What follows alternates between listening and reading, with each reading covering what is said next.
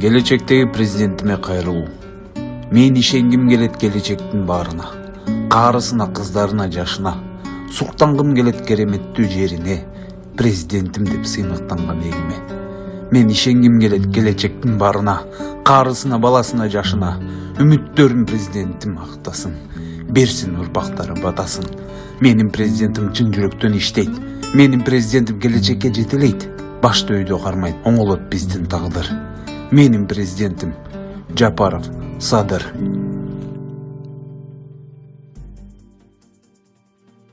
Саламатсыздарбы биздин Чалкан медиа каналдын көрөрмандары, биздин каналга жазылып, акыркы жаңылыктарды угуңуздар.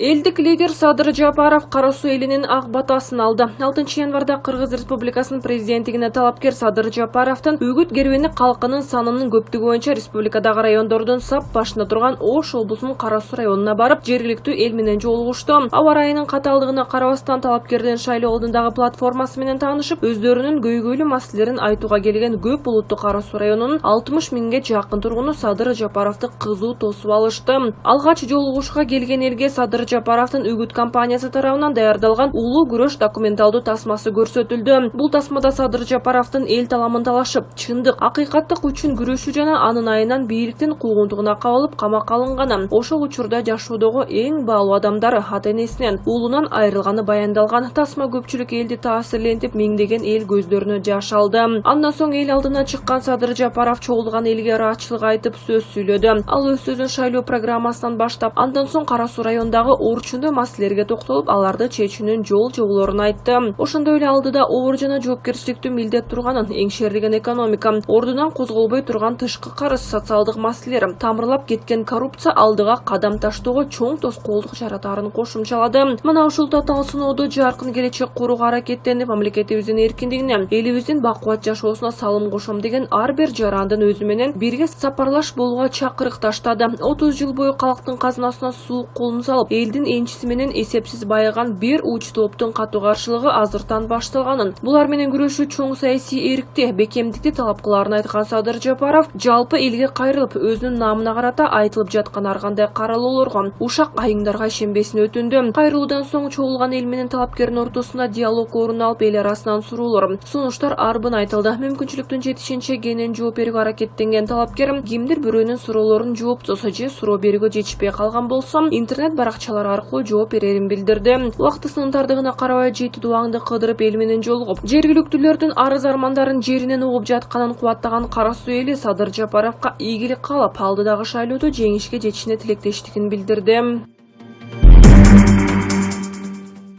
УКМК Өмүрбек Бабанов суракка чакырылды. Мурдагы премьер-министр Өмүрбек Бабанов УКМКга суракка чакырылды. Бул тууралуу Улуттук коопсуздук мамлекеттик комитети билдирди. Маалыматка ылайык, Бабанов сотко чейинки бир катар териштүүлөрдүн алкагында фигурант катары өтүп жатканы жазылган. Тергөөнүн жүрүшүндө жасалган кылмыштардын жагдайларын аныктоого багытталган тергөө иш-аракеттеринин комплекси жүргүзүлөт. Ушуга байланыштуу тергөө органдары жаранды Өмүрбек Бабановго анын катышуусу менен тергөө иш-чараларын жүргүзүү үчүн чакыруу кагазын тапшырышкан. Белгиленген кылмыш иштерин УКМК тарабынан иликтөөнүн натыйжалары жөнүндө маалыматтар коомчулукка маалымдалып турат деп айтылат маалыматта. Эскерте кетсек, Өмүрбек Бабанов 2020-жылы парламенттик шайлоодон мурун Республика партиясынын лидерлигинен кеткен, саясаттан да оолак болорун жарыялаган.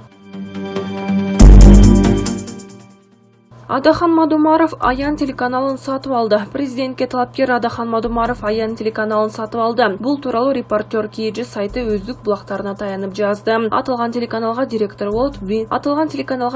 болуп Дмитрий Ложников дайындалган.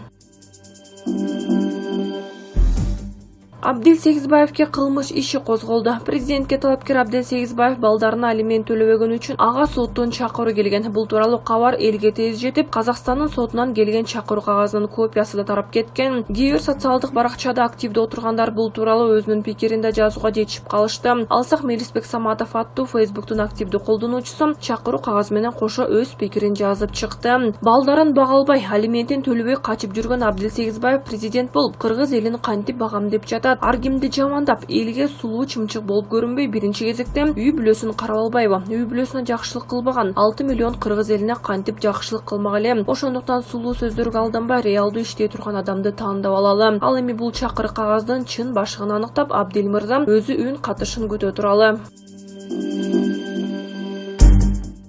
Кудулдар Жалаваттагы концертине тыюу салынганын айтып чыгышты. Кудулдар Рахман Разыковдун, Абдылдай Манкуловдун жана Нарынбек Молдобаевдин Жалаваттагы 6-7 январга белгиленген оңолмок элек биз качан ортодо турса 3 бахан аттуу концерти болбой калды. Бул тууралуу концерттин уюштуруучусу Жумабек Абдылдаев Азаттыкка билдирди. Анын айтымында коронавируска каршы күрөш боюнча облустук штаб өзгөчө кырдаалда жүйө келтирип, шаардагы Барпы театрында боло турган концертти токтоткон. Уюштуруучунун айтымында театрда тыюу салынгандыктан көрүүчүлөр Жалаваттагы ресторандардын бирине топтолгон. Бирок ал жайдын жетекчилиги концертти өткөрүүгө макулдук берген эмес. Кудулдар жана уюштуруучулар муну концерттин программасына байланыштан атайлап бут тосу катары баалап жатышат. Ресторандын ээси алгач макул болуп жаткан, кийин баш тартып койду. Жалаватта башка иш-чаралар өтүп эле атат. Бүгүн тойканаларда тойлор болуп эле атат. Эл кадимкидей эле топтолуп жүрөт, деди Жумабек Абдылдаев. Жалаваттын бийлиги Кудулдардын айткандары тууралуу комментарий берелек. Кудул Рахман Разыков буга чейин Ош шаарында концерт өткөргөндөн кийин УКМКга суракка чакырылганда айтып, атайын кызмат 3 бахан деп аталган интермедианын сценарийден алып салууну талап кылган. 29 декабрь күнү Кудулдар ушул эле концерттин жарнамасын Ош ТВ телеканалы эфирден бербей койгонун айтып чыгышкан. Муну саясий кысым катары баалашты. Телеканалдын жетекчилиги Кудулдардын айткандарын четке кагып, келишим түзүлбөгөндүктөн жарнама эфирден кетпей калганын билдирген.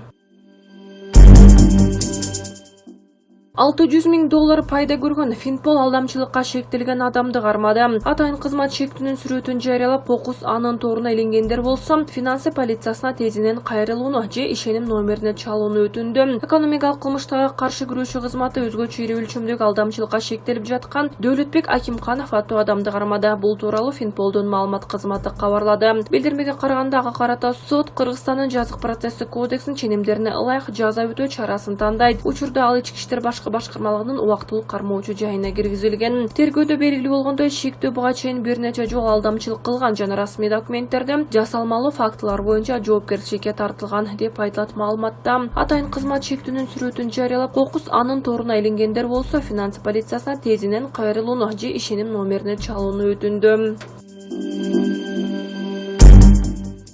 Максат Мамытканов президенттик такка отурам дегендердин чөнтөгүндө бир да тыйыны жок. Азыркы президенттик шайлоого аттанып жаткандардын үгүт иштери абдан начар. Мындай пикирди вице-премьер-министр Максат Мамытканов жергиликтүү телеканалдардын бирине берген маегинде билдирди. Президентке талапкерлердин баарысынын каражаты жок. Аларды колдоп жаткан адамдар дагы чириген байчы олигархтар эмес. Ошондуктан өздөрүн жарнамалай алышпай жатат. Өлкөнү башкарам дегендердин айласы куруду. Бурмалоонун негизи куралы бул акча. Аны баары билишет. Ал эми ушул тапта алардын добушту сатып алууга да, кара пиар жасоого да акчасы жок болуп жатат, дейт ал.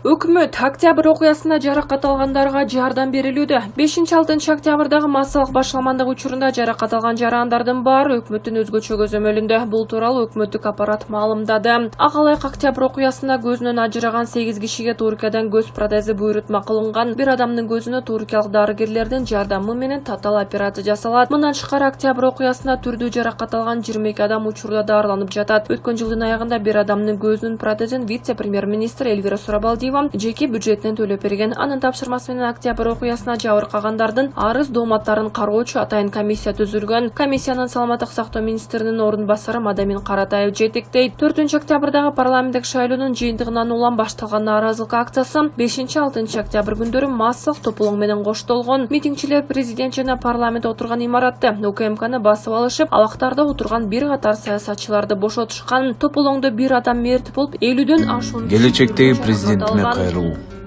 Мен ишенгим келет келечектин баарына, каарысына, кыздарына, жашына, суктангым келет кереметтүү жерине, президентим деп сыймыктанган эгиме. Мен ишенгим келет келечектин баарына, каарысына, баласына, жашына, үмүттөрүн президентим актасын, берсин урпактары батасын. Менин президентим чын жүрөктөн иштейт, менин президентим келечекке жетелейт, башты өйдө кармайт, оңолот биздин тагдыр. Менин президентим Жапаров Садыр.